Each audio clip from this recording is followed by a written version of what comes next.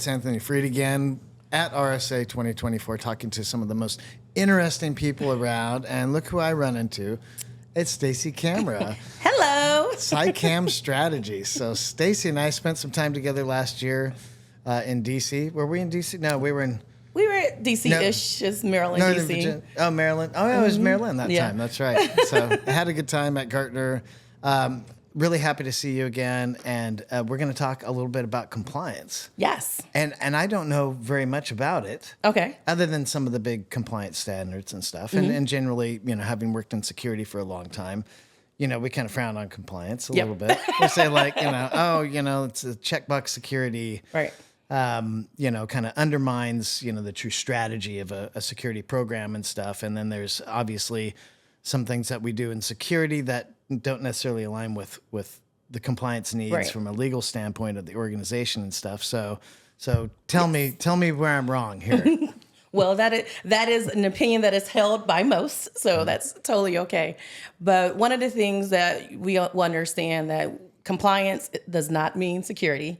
And just because you have strong security practices and you're excellent with your cybersecurity posture, it does not mean that you're going to be compliant. So a lot of people that are more security focused are like, oh, we're doing this, we're doing X, Y, Z. This is strong here, so we should pass compliance, right? But when you're looking at compliance has to show accountability. Compliance has to show uniformity across different regulatory frameworks. So if you're in the payment card industry or healthcare industry or federal government or Department of Defense, there's certain things that they want to show across the board when you're dealing with your information security management systems and your information security controls in general. So when you're looking at them, when you're used to the auditor comes in, the auditor asks me questions, and I give them a paper. And from a security perspective, sometimes it doesn't make any sense, right? You're like, I could just go in and make this up and then change it tomorrow. Yeah. So because you're kind of self-reporting a lot. Yeah, you're doing a lot of self-reporting. That's why as compliance and regulatory frameworks are evolving, they're doing more of that continuous monitoring type situation where, okay, yes, it's not just point in time. Maybe some of the audits are point in time, but your controls are designed to be monitored. So they put that into the framework. They put that into, like, if you're dealing with your SOC 2s, they're going to look at things over an entire period, whether it's 3 months or a year or what have you. So when you're used to doing checkbox, of course you don't want to do things because it doesn't make any sense to do something just to do it. But if you understand that compliance and cybersecurity can work together, we shouldn't be working against each other. If we work together, then to me, that's where you optimize your solution within an organization. You name dropped a few different compliance frameworks and requirements, some more complicated than others. PCI DSS requires a QSA periodically to actually come in and audit. Right. Other frameworks your self-reporting compliance, and they don't really kick in unless there's an incident or something, right? Let's say like HIPAA, right? Right. I mean, the fines and the all that will kick in when there's an incident. But ideally, it's all that preparation, right? So you want to do things you're sort of STAR by design, right? So everything is privacy by design, security by design, compliance by design, right? So when you do things in the beginning and throughout the entire life cycle of your systems, you really want to focus on that aspect. So you're not making things more difficult for you, and you're also using things for your organization. So like some of the things we were talking about with your PCI requirements, they're going to be specific to credit cards. So yes, because it's dealing with making sure you're safely managing credit cards, you're using things safely. And when you're looking at compliance as well, it's designed to be able to audit what you're doing. So a lot of times when I'm working with different organizations and they're like, well, this is what we do, this is what you do. I'm like, well, if you're being audited, how do you show that evidence that this is happening? Yes, you have a beautiful system, it's working, but we need to make sure that your evidence matches what you're doing, because those are things that you have to think of when you're dealing with compliance. You have to prove, because no one just wants to take your word for it, but you have to prove to your third parties that that's what you're doing. Now if you're dealing with multiple regulatory requirements, and is there a process of deconflicting some of these frameworks and the requirements that you got to do? How do you deal with that? Let's say you could be a healthcare provider, but you take credit cards for payments and... Yep. Yeah, so there's a lot of overlap, right? So in some things that NIST does and with ISO does, and even just some other private companies, they'll do for you, they'll do a crosswalk across the different regulatory requirements. So doing that allows you, and that's the same thing that I do when I work with my customers. When you're looking at it from a holistic and sort of a superset, then you're not just pulling out, okay, I'm going to do PCI and now I'm going to do HIPAA and now I'm going to do FedRAMP. You're looking at where's this general overlap, because a lot of things are similar, right? Sure.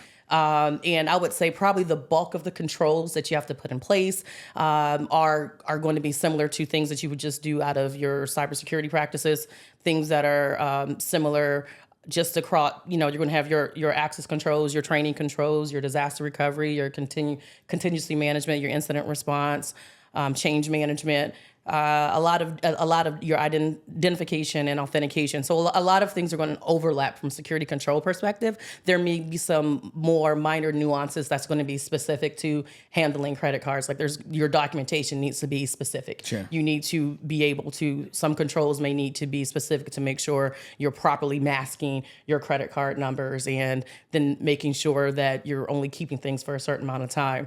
Also, different regulations, they may have other specific configuration requirements. So, how many times should my account lock out if my passwords expire? How often should I reset passwords?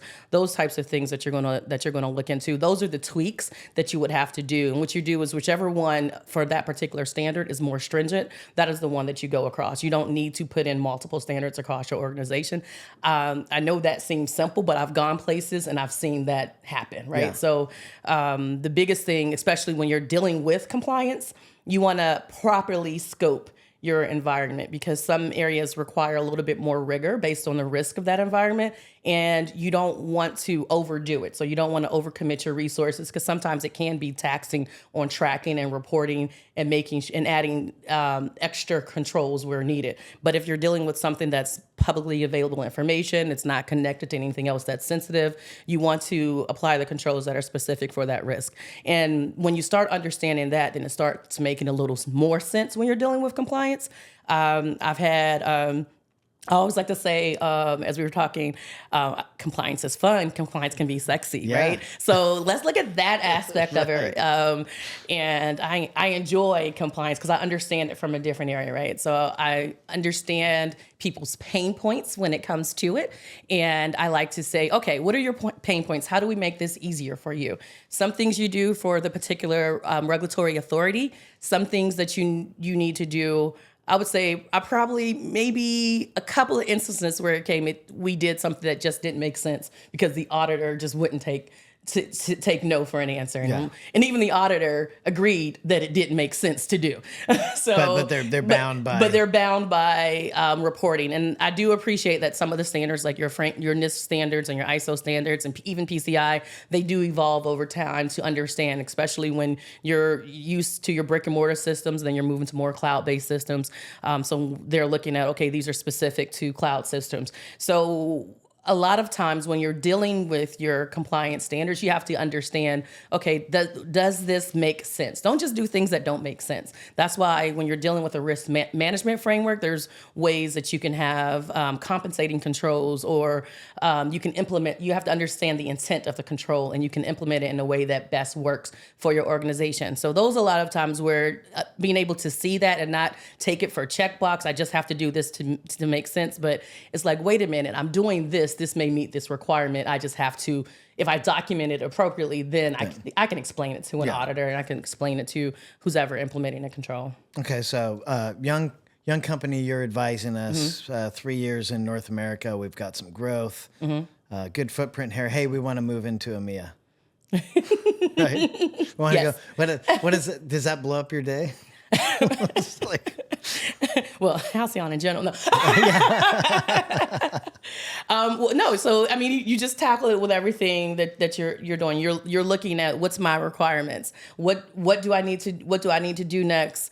If you already have certifications in place, most of them have change management processes that are built in to them. So, okay, so let me look at my scope. Do you have some of the work done to get to compliance for GDPR? And then, oh no, we're going to open an office in Frankfurt too. So there's another whole set of requirements around data and keeping it local. And yeah, and then so you'll look at that and you're saying, okay, do I need to have what can I leverage? What needs to be specific to just this specific area, right? So, and that's when I say, when you're looking at things like that, you look at your scope, you redefine your scope. You're like, okay, so before maybe we'll say we had the U.S. and now we're expanding into more of the EU and in those type of situations. And you just define your documentation is key. I know a lot of people don't like to do the documentation. Yeah. You totally can outsource it, augment that staff if you don't. Automating some of the compliance reporting. Yes. So automate. I'm definitely big on automation. So and glad that you brought that up, because a lot of when people are used to doing compliance, old school compliance, where like, okay, we're documenting this. Now it's a very manual process. I would say a lot of tools are getting better now.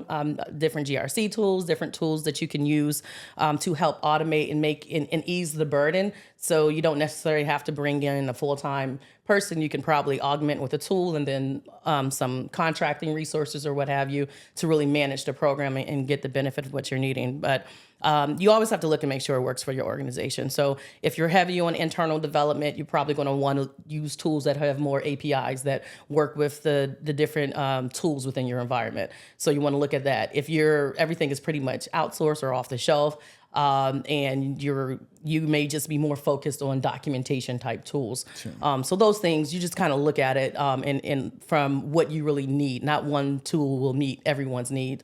And I will say that if anyone tells you, use my tool and you'll just buy mine and it takes care of everything. That is a false notation. It's a false sense of security. Not one tool can just take care of everything, because when you're dealing with compliance, then there's always that human aspect to it. Sure. So you dealing with your people, your processes, your technologies, assets, and what have you. So maybe your technical controls, you can automate some of those, but then there's other things. Somebody has to look at the system. Someone has to take accountability for the systems. It's getting more, the burden of responsibility has been put on CIOs and CEOs and CISOs, and sometimes even rolling up to the board to making sure that they're responsible. So just, sorry, don't buy that snake oil. Now, if you're an organization that's subject to regular external auditing, would it be advisable to be like, here's a stack of a specific regulatory compliance reports for you to my QSA, the auditor? Do they like that, or did they want to go do their own digging? As an auditor, you saving a step? Right. So the auditor has to do their own digging. Yeah. That's what they have to do from an audit perspective. So if you're doing an assessment, sometimes with assessments, they may leverage certain auditors' work, because one thing of being able to leverage an auditor work, the auditor has to actually go in and see and gather that evidence. They have to, that's where it comes in, and you're hoping that this is happening with the audit company you're using. But if you have multiple frameworks, then I suggest finding an audit company that covers multiple frameworks. It can save you time, it can save you money. And then you get familiar with them. So a lot of them they may be certified in ISO certification, SOC 2 certification, FedRAMP, and then they may and PCI or what have you. So if you're able to find companies that can support, then that eases your burden. But when you're using, like what I was talking about with some of the automated tools, then the auditors are able to, they can have access to your tools, like read-only access, and look and say, okay, I can pull this information. A lot of times with the automated tools is to ease the burden on your organization. I've done an audit with, there was a tool in place where the head engineer did not have to sit in one audit meeting. And to me, that was a win. Yeah. So he can go engineer. Yeah. he can go do and help the company move forward and not have to sit through the audit meeting. But the auditors got everything they needed as if they sat and spoke with him. Well, you just led me right into my next question. Was much like security in an organization, I'm sure compliance is viewed as like the house of no. Right, as a drag on, but as something that's slowing innovation, slowing speed to market and stuff. So. Tell me a little bit about that kind of, culture that you have to deal with within the organization, kind of navigating that to how do you, we've been spending years trying to convince people that security is actually a value add, and that it's something that you can tout to customers and stuff. And it's not just a big, drag on the business, right? Yep. And I think compliance can help push that narrative. So no one does compliance just because they woke up one day and said, I'm going to go do some compliance. I'm going to have some fun. I'm going to put in this new risk management framework. As sexy as it is. Right. Very few people wake up and say, this is what I'm going to do with my day. What usually happens is some government comes out with some law and says, you must do this. Or a regulatory authority says, in order for you to do business with us, you need to do this or you'll be fined. And your customers are saying, we want to make sure that we see that you're doing this particular framework. Otherwise, we're going to take our 60 million elsewhere. Yeah. So the motivation is different when you come to compliance, right? And it's there to, in certain industries, to say, hey, let's give you a starting point. Most of your frameworks, actually, I believe all of your frameworks, they have some risk analysis piece to it. And not everyone really understands what that means. That's when you use to say, okay, do I need to increase security control? So that's when you start getting more of the security side of it. Or does this justify me doing less effort just based on the risk that's here?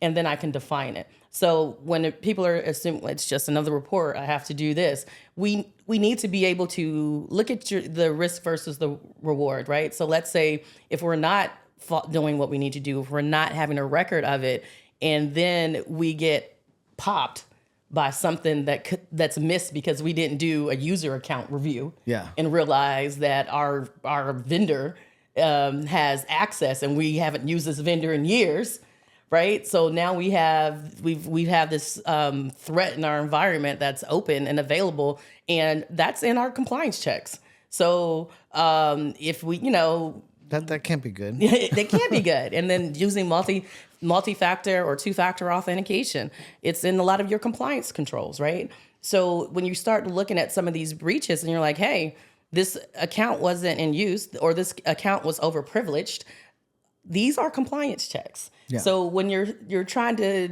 say, well, why do I have to do this? Well, because, if you're going to represent this industry in this framework, they're going to require you to do this because they know breaches are going to happen. We know.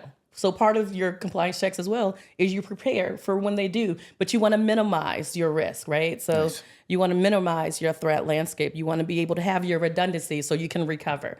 And that's what compliance is helping you with. Well, so I've kind of over the last 2 decades watched, PCI evolve, HIPAA evolve, NIST frameworks, ISO, of course. So I have never seen, I think, regulations come out as quickly as they have since, AI. Okay. Basically, when ChatGPT dropped in 2022 or whatever, it seems like they were very, very quickly pushing out new regulations and compliance. Yep. So how has this caused kind of a shitstorm in your realm?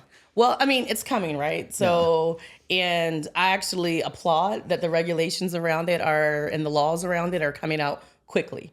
We're used to, someone coming up with an idea, they'll put NIST may put out something out for a publication out for review, and then it's sitting for few months or years. Yeah, for commentary and stuff. But now there's dates that are driven to back. There's executive orders that go behind them to say we need to do this in a timely fashion, and then there's dates associated with it. So to me, it's something that it's part of technology evolving, which is always going to do. I always tell people when you're dealing with security, when you're dealing with compliance, you're always going to have something to do because technology is always evolving, which means bad actors are always trying to exploit it. So you're always working on that offensive side and defensive side, right?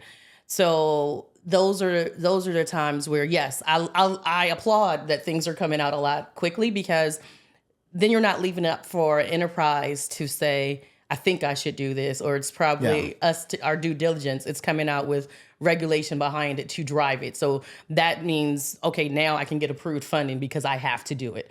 Now I can get the resources I need because we actually have to do that. So it helps organizations when you come from a regulatory standpoint, when you come quickly, because AI is here. It's not going anywhere. I embrace it. I enjoy it. It's going to be helpful, but there's things that you want to think about. There's social aspects to it. There's privacy aspects to it, security aspects, environmental. So those types of things that you want to take into consideration. And you need to have, again, some type of policy around it, some process or procedure around it. You need to be able to, people need guidance. Yeah. And a lot of times that you can look at compliance, it's a helper tool, right? So if you really understand what's going on, and you can always question things to say, does this make sense? And there's nothing wrong with questioning things within the organization. You're doing such a good job of just leading me into my next question. It's like get out of my head, We're Stacey. so in sync. Because I was gonna say, isn't there another side of the coin where the speed to regulate? Then did we get it right? Are they going to be as nimble in fixing the things that they didn't get right? That's what revisions are for. Yeah, right. But typically, like you said, like with NIST, it's a longer process. They want to get a lot of input from the community. They really want to get it right. Right. And in the process of doing that, so, I mean, they go back to, okay, let's do our planning phase. Let's gather information. What are our risks? What are our threats? It's actually in NIST's framework, AI framework. They're talking about understanding the risk of certain uses of AI, right? What type of information is being gathered? What are we doing with this? Is this going to cause harm to a group of people? Those types of things that you need to consider that you wouldn't necessarily consider if it wasn't already road mapped and diagrammed for you. So, and yes, we're going to get things wrong, right? We're human, right? Yeah. That is life. That is when you say, okay, we can do this better. So that's why we're going to have revisions and review and take feedback and, oh, this isn't working or this is working. So there's always a process in place, even to deal with something more real time.